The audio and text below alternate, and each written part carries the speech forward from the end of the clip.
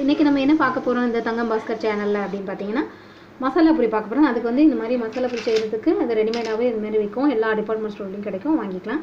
அது எண்ணெயில் பொரிச்சு எடுக்கணும். அதுக்கப்புறமேட்டுக்கு பச்சை பட்டாணியாக வந்து நம்ம நைட் ஃபுல்லாக ஊற வச்சு அதுக்கு பிறகு வந்து வேக வச்சு வச்சுருக்கணும். அப்புறம் உருளைக்கிழங்கு வேக வச்சு வச்சுருக்கணும். அதுக்கப்புறம் வந்து இஞ்சி பூண்டு அரைச்சி வச்சுருக்கணும்.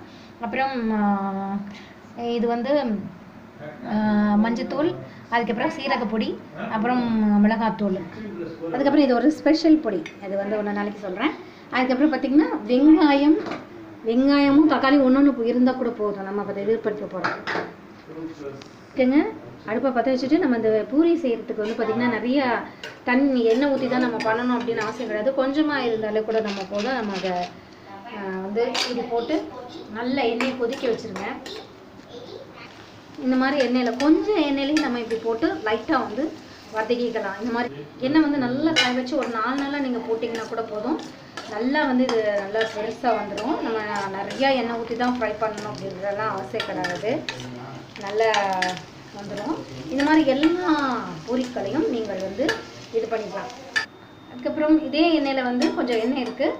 அதில் வந்து நம்ம பார்த்திங்கன்னா வெங்காயம், தக்காளி ரெண்டையும் போட்டு நல்லா வந்து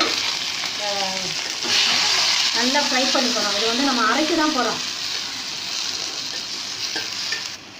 இது நல்லா வதங்கினதுக்கப்புறம் மல்லித்தூள் இருந்தால் கொடுக்காங்க, நான் மல்லி வந்து அரைச்சிக்கிறேன். இதை லைட்டாக வதக்கிட்டு அதுக்கப்புறமேட்டுக்கு கொஞ்சமாக பச்சை பட்டாணி இதுலேயே போடுங்க. ஏன்னா எல்லாமே அரைக்க தானே போடுறோம், இதுலேயே கொஞ்சம் போடுங்க, திக்காக வர்றதுக்காக தான். அதுக்கப்புறம் ஒரு நம்ம உருளைக்கிழங்கு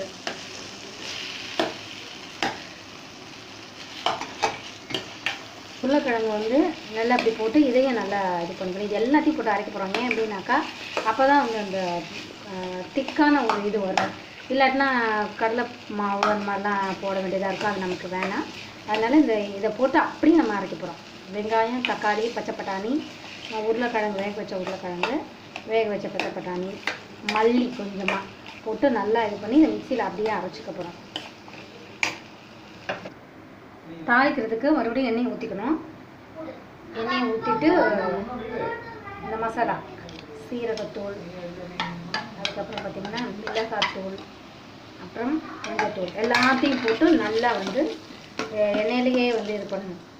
கொஞ்சம் எண்ணெய் கம்மியாக ஊற்றிக்கோங்க. அதுக்கப்புறம் இந்த பொடி ஒருத்தங்க எனக்கு சொன்னாங்க, நான் நாளைக்கு கண்டிப்பாக நான் சொல்கிறேன். இந்த பொடியை நல்லா கொஞ்சமாக போட்டுக்கணும்.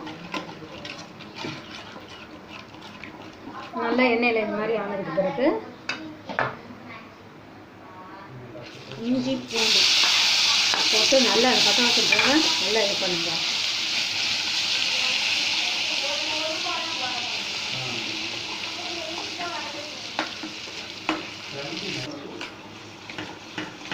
இஞ்சி பூண்டு அரைச்சது போட்டாச்சு. அதுக்கு பிறகு நம்ம வெங்காயம், தக்காளி, பச்சை பட்டாணி இதெல்லாம் அரைச்சி வச்சுருந்தாங்க. அதை நீங்கள் வந்து அதில் போட்டு நல்லா வந்து தாளிக்கணும்.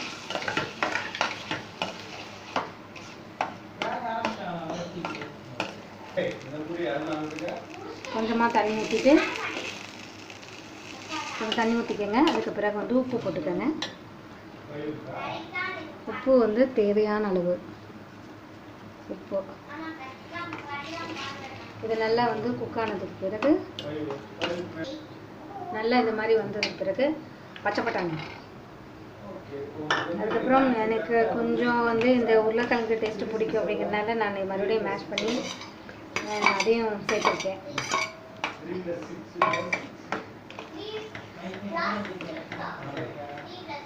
இந்த மாதிரி பண்ணிவிட்டு இதை நல்லா வந்து கொஞ்சம் குக் பண்ணணும். இது நல்லா சுட இருக்கும்போது தான் நம்ம வந்து அதை வந்து சர்வ் பண்ணணும். நல்லா குதுக்கி இருக்கணும். இப்போ நம்ம அது செம்ம டேஸ்ட்டாக இருக்கும். இப்போ வந்து நம்ம பிளேட்டிங் பண்ண போகிறோம். இந்த மாதிரி இந்த மாதிரி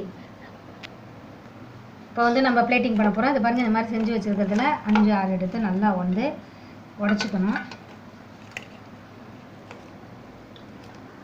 இப்படி வந்து உடச்சிட்டு அதுக்கப்புறம் வந்து மேலே சாட் மசாலா, அதுக்கப்புறம் வந்து ஆனியன், அதுக்கப்புறம் வந்து பார்த்திங்கன்னா கொத்தமல்லி இருந்தால் கொத்தமல்லி, அதுக்கப்புறம் வந்து நம்ம கார்ன் இருந்தால் கார்ன் போடலாம், கேரட் என்ன வேணால் போடலாம். நீங்கள் நிறையா வந்து மிக்சர் போடலாம்.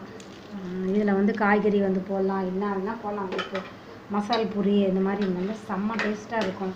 அதுக்கப்புறம் ரொம்ப சுட சுட வந்து எடுத்து இந்த மசாலாவை அப்படியே வந்து இது தயாராகிடுச்சு இல்லையா, இதை அப்படியே எடுத்து சாப்பிட்ற போகிற நேரத்தில் கொஞ்சமாக நம்ம போடணும். ஏன்னா இதிலே உருளைக்கிழங்கு எல்லாமே நம்ம வேக வச்சதுனால இது வந்து மிக மிக மிக சுவையாக இருக்கும், அவ்வளோ டேஸ்ட்டாக இருக்கும்.